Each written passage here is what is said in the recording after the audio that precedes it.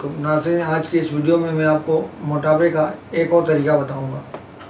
जैसा कि आप सभी जानते हैं कि मोटापा एक महालक बीमारी है और इससे हर कोई परेशान रहता है।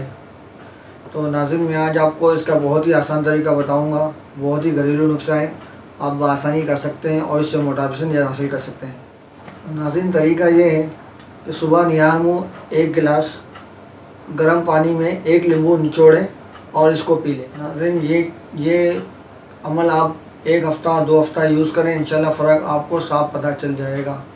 दोस्तों, आपको मेरी ये वीडियो पसंद आई हो तो इसे लाइक करें, शेयर करें, इस पर कमेंट्स करें और सब्सक्राइब करना मत भूलें।